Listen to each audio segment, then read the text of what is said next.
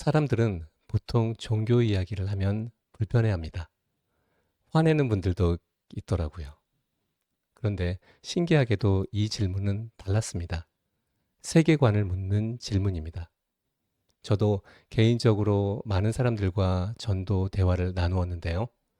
누구누구 씨, 그럼 어떤 세계관을 갖고 계세요? 이 물음으로 시작하면 대화가 막히지 않고 화내지 않고 오히려 더 깊이 있는 소통이 열리더라고요. 고맙게도 아직까지는 짜증을 내거나 화내는 사람을 만나본 적이 없습니다. 왜 그럴까요? 그 이유는 간단합니다. 이 질문은 상대를 틀렸다고 하지 않기 때문이에요.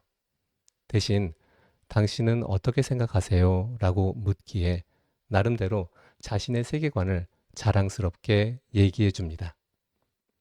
우리는 공격을 받으면 방어하지만 질문을 받으면 생각을 합니다. 여기에 또 다른 포인트가 있죠. 종교를 이야기하기 전에 생각의 기준부터 정의하는 거죠. 저는 개인적으로 이 질문을 대화의 시작 툴로 사용합니다. 오늘의 목표는 세계관이라는 개념에 대한 이해와 모든 사람이 어떤 형태로든 세계관을 가지고 있다는 걸 아는 것입니다. 또한 좋은 세계관을 평가하는 세 가지 기준은 어떤 것인지, 그리고 기독교 세계관이 왜 합리성과 경험 등 평가 기준에서 설득력이 있는지 알아보겠습니다. 레리와 빌의 대화를 보겠는데요. 빌은 처음부터 내가 모든 답을 알고 있지 않다고 말합니다.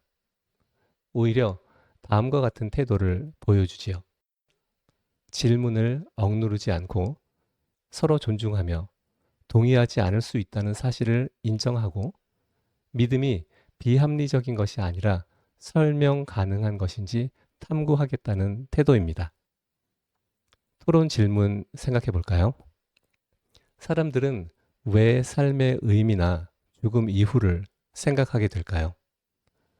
모든 사람은 어떤 세계관을 가지고 있다라는 말에 동의하시나요? 좋은 세계관을 평가하는 기준은 무엇이어야 할까요? 논리, 증거, 경험 중 어떤 것이 세계관을 판단할 때 가장 중요하다고 생각하세요? 주의해야 할 사항이 있는데요. 그건 신앙을 가진 사람들과 그렇지 않은 사람을 대립 구조로 만들지 말 것, 상대의 질문 자체를 공격적으로 받아들이지 말 것, 논쟁을 이기려고 하지 말고 이해하기 위한 대화가 되도록 이끌 것. 이제 다이얼로그를 살펴보겠습니다. 레리가 이렇게 말합니다. 러스와 나는 삶의 큰 이슈들에 대해서 대화를 나누고 있었어요. 레리는 삶의 큰 질문들 때문에 빌을 찾아왔습니다. 사람들은 관심 없는 것처럼 행동하지만 마음속에 이런 갈망이 존재합니다. 레리의 경우엔 다음과 같은 질문들이었겠죠. 하나님이 있는가? 천국이 있는가? 성경은 무엇인가? 이 질문은 단순한 호기심이 아니라 삶의 의미와 관련된 질문입니다. 레리는 이런 질문을 하러 여기 온 이유가 친구 러스 때문이에요 라고 말하죠. 질문을 시작한 이유는 친구 러스의 변화 때문입니다. 러스에게서 어떤 변화를 보았을까요? 이전에는 없던 평안과 만족이죠. 레리는 그 변화를 속으로 부러워한다고 말합니다.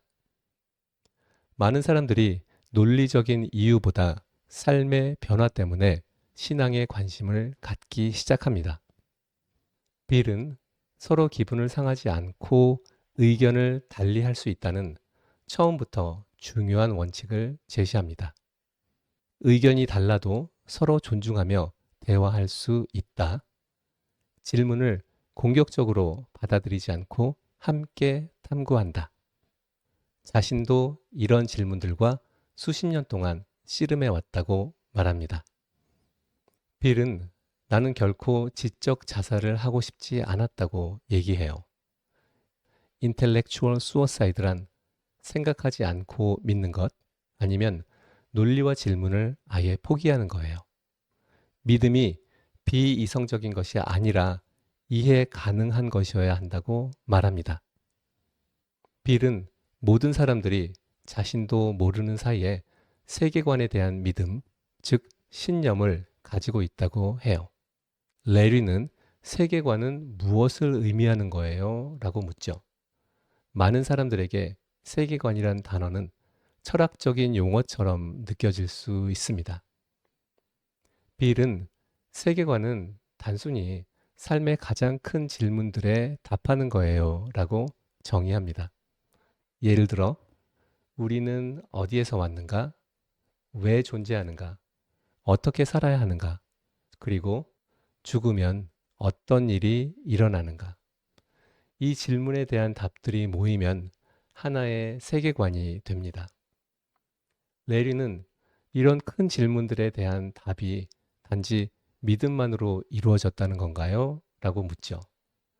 빌은 모든 세계관에는 믿음의 요소가 포함된다는 모든 사람은 어떤 형태로든 믿음을 가지고 있다고 말합니다.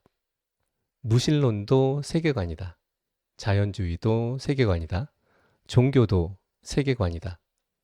그리고 모든 세계관에는 증명할 수 없는 전제가 일부 포함된다. 빌은 좋은 세계관은 세 가지 기준을 충족해야 한다고 말합니다. 1. 논리적 일관성. 세계관은 논리적으로 모순되지 않아야 한다. 2. 외부 증거와의 일치. 세계관은 현실 세계의 사실과도 맞아야 한다. 3. 개인 경험과 삶. 세계관은 실제 삶에서 살아낼 수 있어야 한다.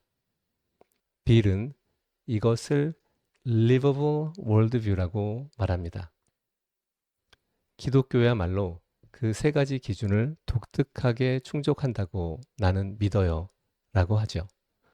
기독교는 논리적으로 설명 가능하고 역사적 증거와 연결되며 삶의 의미와 만족을 제공한다고 말합니다.